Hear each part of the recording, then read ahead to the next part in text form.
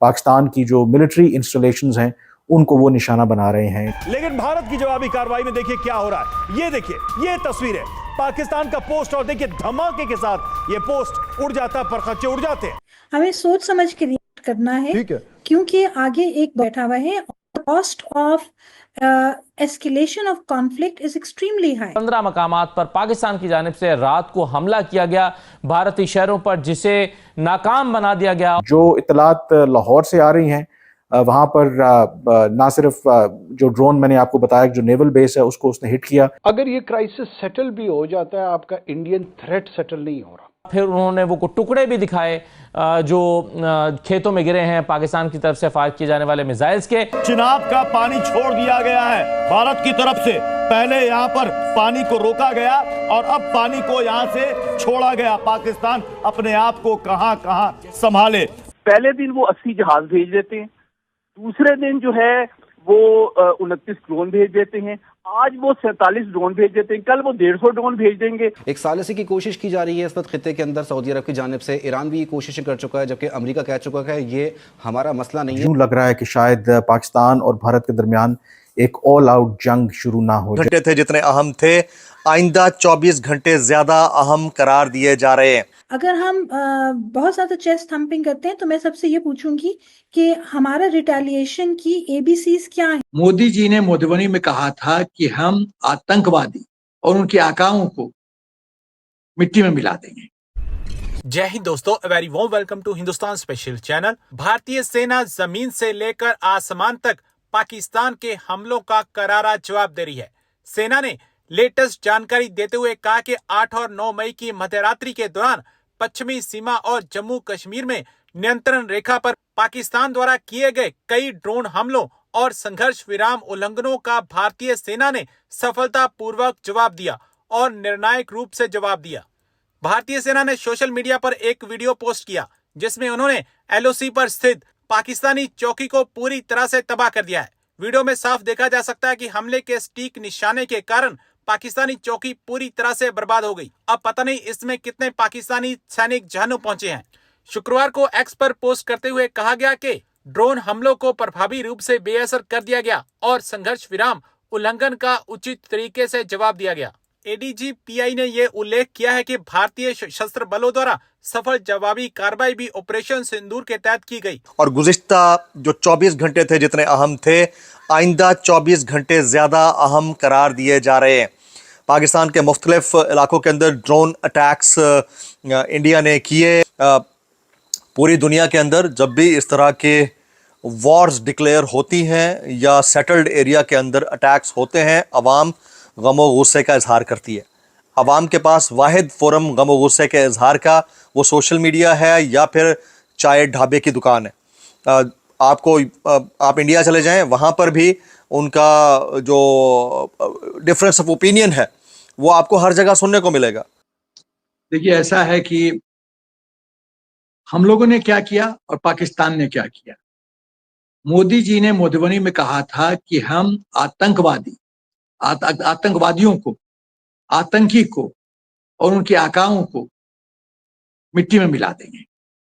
तो फेज 1 जो स्टेटमेंट है वो आतंकियों से रिलेटेड है। तो आतंकियों के तो पूरा ध्वस्त कर दिया, 9 सेंटर्स पर अटैक किया। मसूद अजहर का परिवार के 10 लोग मारे गए, उसकी पत्नी, उसके बेटी, सब लोग मारे गए। रौफ असगर है, वो भी मारा गया, जो IC 814 का मास्टरमाइंड कहा जाता है। तो मसूद अजहर ने तो खुद एडमिट किया है कि इससे अच्छा होता कि मैं मर जाता। तो उसकी इच्छा तो पूर्ति होगी निकटतम भविष्य में, इसमें कोई डाउट नहीं है। लेकिन आप देखिए कि हिंदुस्तान ने कितना बढ़िया मैसेज दिया है वर्ल्ड कम्युनिटी को कि जिसने खता की वो सजा पाएगा। खता की आतंकियों ने तो वो सजा पाए। लेकिन इसमें एक और सेंटेंस मोदी जी ने कहा, वो ये कहा कि जो आकाओं ने उनको मदद की है उनको भी नहीं छोड़ेंगे। तो आकाओं सब कौन है? पाकिस्तान का आर्मी चीफ, ISI, ये है। तो फेज 1 में तो हमने आतंकियों को ढेर कर दिया।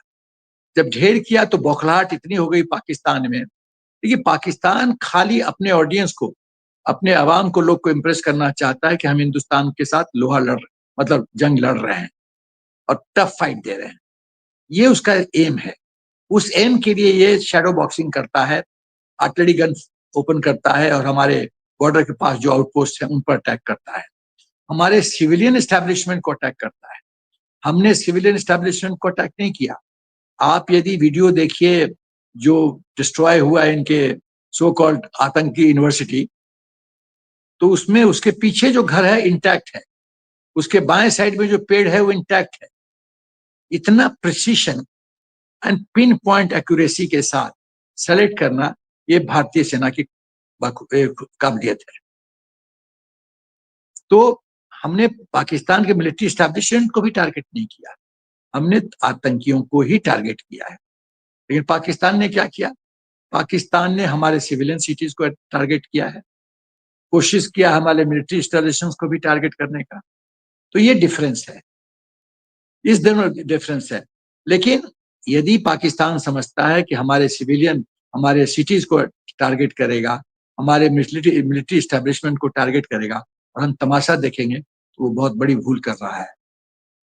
जैसे को तैसा, टिट फॉर टैट, जैसे को तैसा, उसी भाषा में हम जवाब देंगे। या सर, रात को इन्होंने अवंतीपुरा, श्रीनगर, जम्मू, पठानकोट, अमृतसर, कपूरथला, जलंधर, लुधियाना, आदमपुर, भटिंडा, चंडीगढ़, नाल, फलौडी, उत्तरलाल एंड भुज, यहाँ पर ड्रोन्स और मिसाइल से अटैक करने की कोशिश की। पर सबसे इंटरेस्टिंग था जो हमारा डिफेंस सिस्टम जो बिल्कुल स्ट्रॉन्ग था, इनके अटैक की तरफ पहले से ही एक्टिवेटेड था। लॉन्ग टर्म प्लानिंग लेकर चल रहे हैं सर जी। एकदम। देखिए, जो हम लोग का एयर डिफेंस सिस्टम था जब मैं सर्विस में था, तो बहुत ही पुराना सिस्टम था, L60 एंड L70 गन्स, वो एयर डिफेंस का था, उससे बात बनती नहीं थी। अभी जो हमारी एयर डिफेंस कैपेबिलिटी है वो है ड्रोन्स और वो है S-400 जो हमने रसा से लिया है, 5 स्क्वाड्रन हमने खरीदा है। उसका रेंज कहिए तो वो उसकी जो टेक्निकल कुछ डिटेल्स है कि 36 टारगेट्स को साइमल्टेनियसली इंगेज कर सकता है और वो टारगेट करीब 5 स्क्वाड्रन हमने लिया है और 300 किलोमीटर तक का इसका रेंज है, 300 किलोमीटर। तो और उसके एडिशनल 400 भी वो टारगेट ट्रैकिंग कर सकता है। तो इस तरह का जो एयर डिफेंस सिस्टम है, इनकी ब्यूटी क्या है कि S-400 इतना मतलब बढ़िया परफॉर्मेंस वाला अपना एडी सिस्टम है कि वो किसी भी मिसाइल को टारगेट तक पहुंचने नहीं देगा।